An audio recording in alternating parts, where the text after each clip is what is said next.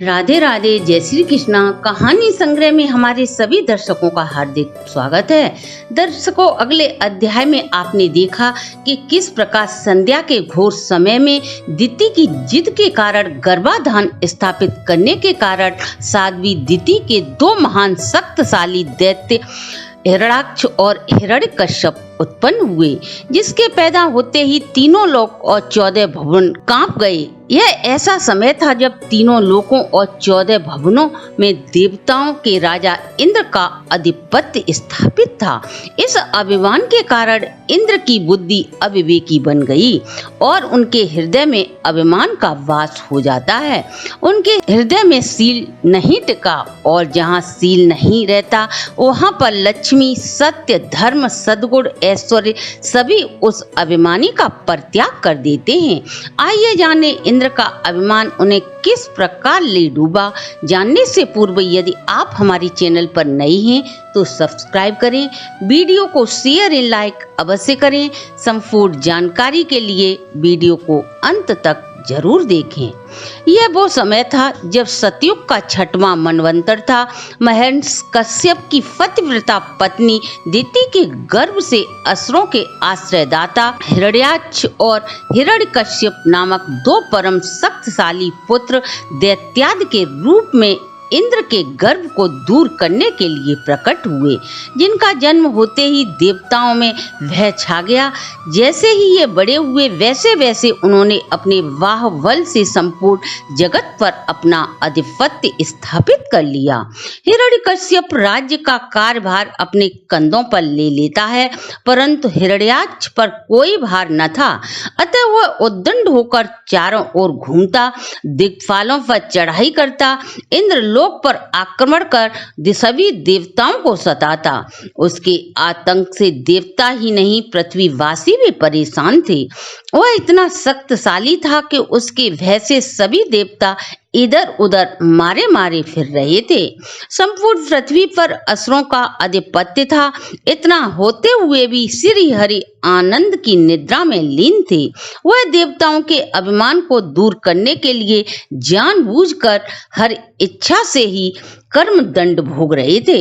जब चारों तरफ दैत्यों का आधिपत्य स्थापित देख देवराज इंद्र का अभिमान चूर चूर हो गया, तब वे लक्ष्मी नारायण की शरण में ब्रह्मा जी को लेकर पहुंचे। सभी देवता दैत्यों से बचाने के लिए श्री हरि से प्रार्थना करते हैं। तब श्री हरि अपने ही पार्षद के उद्धार हेतु 12 अवतार ले पृथ्वी वासियों को दर्शन देते हैं और हिरण्याक्ष का वध कर उसका उद्धार कर देवताओं और पृथ्वी लोक वासियों की चिंता को दूर करते हैं। इतना हो जाने पर भी देवता फिर भी अपने अधिकारों से वंचित रहे, बल्कि देवताओं की परेशानी पहले से भी अधिक बढ़ गई थी। जब माता दिति को अपने प्रिय पुत्र के मरने का समाचार प्राप्त होता है तो वह बिलक बिलक कर रोने लगती है। तब हिरण्यकश्यप माता को समझाता हुआ कहता है, हे वीर प्रसविनी माता, यह समय तुम्हारे रोने का नहीं है। तुम्हें अपने को संयम में रखकर पुत्र वधू को धैर्य प्रदान करें। अभी अपने भ्राता के वध का बदला लेने में मैं समर्थ नहीं हूँ। सभी देवता आज श्री हर विष्णु की स्तुति में लीन हैं। जिस विष्णु ने हमारे भ्राता को धोखे से मारा है, यह ईश्वर कहलाने योग्य नहीं है, क्योंकि जो ईश्वर होता है वह पक्षपाती नहीं होता। यह विष्णु हमेशा ही देवताओं का साथ देता है। ईश्वर वो होता है जिसमें न पक्षपात, न क्रोध, न मोह, न कोई विकार हो। वह निर्विकार ईश्वर इन विकार युक्त देवताओं का साथी बनकर हमारे भाई का वध क्यों करता? हम और देवता दोनों सौतेले भाई हैं, इसे हमारे बीच में पड़ने की क्या आवश्यकता थी? ईश्वर की दृष्टि में सभी प्राणी समान होते हैं, फिर उसने मोहवश यह पक्षपात क्यों किया? यह तो धोखेबाज है। इसने हमारे वीरवर भ्राता को मारकर हमारे साथ पक्षपात किया है, अतः ये ईश्वर नहीं हो सकता है। माता, यह शोक का समय नहीं है। हम देवताओं से अपने भाई की मृत्यु का बदला अवश्य लेंगे और तीनों लोकों में पूजनीय इस पक्षपाती ईश्वर की पूजा कौन करेगा उसे ही देखना है। जो भी इस पक्षपाती की पूजा करेगा उसे हम जीवित नहीं छोड़ेंगे। हिरण्याक्ष की पतिव्रता पत्नी अपने पति के साथ जब सती होने के लिए उद्यत होती है तो माता दिति कहती हैं, बेटी अभी मैं हतभागा जीवित हूँ और तेरे ये अबोध बच्चे तेरी तरफ करुणा की दृष्टि से देख रहे हैं। बेटी सती होना तुम्हारे लिए अभी उचित नहीं है। सती होना, ब्रह्मचर्य से अपना जीवन व्यतीत करना, ये कार्य सती स्त्रियों के लिए पति वियोग के समान ही है। अतः बेटी पूरा जीवन ब्रह्मचर्य में व्यतीत करना सती के समान ही होता है। तब हिरण्याक्ष की परम सती पत्नी भानुमति बोली, माता आप स्त्री होकर ये सब कुछ कह रही हैं। क्या आपने शास्त्रों में नहीं पढ़ा कि प्राणपति के अवसान में अग्नि प्रवेश से बढ़कर स्त्री के लिए कोई धर्म नहीं है? फिर भी आप मुझे सती होने से रोक रही हैं।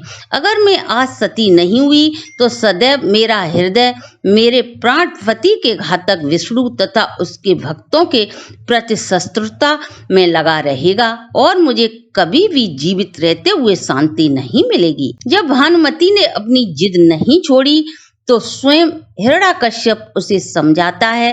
तब भानुमति हिरण्यकश्यप से कहती है, मैं आपकी बात तभी मानूंगी जब आप मेरे समक्ष प्रतिदिन एक विष्णु भक्त का सर काट कर लाएंगे, जब तक वह विष्णु नहीं मरता। हिरण्यकश्यप अपने भ्राता की पत्नी की सभी शर्तें स्वीकार कर लेता है। इस प्रकार हिरण्यकश्यप रोते विलखते अपने परिजनों को सांत्वना देकर अपने भाई का सांप्रदायिक कर्म विधि पूर्वक संपन्न कराता है। सांप्रदायिक क्रिया करने के बाद दैत्य हिरण्यकश्यप शासन तो करने लगा, किंतु उसे रात दिन इसी बात की चिंता लगी रहती थी, मैं अपने भाई का बदला उस पक्षपाती विष्णु से किस प्रकार लूं। जब वह अपने भ्राता की पत्नी को विधवा भेष में देखता तब वह मन ही मन अत्यधिक दुखी होता और विष्णु सहित सभी देवताओं से बदला लेने की सोचता। इसके साथ ही हिरण्याक्ष वध की कथा को हम यहीं विश्राम देते हैं। इसके आगे की कथा को देखने के लिए आप हमारे चैनल को लाइक, सब्सक्राइब और शेयर करें।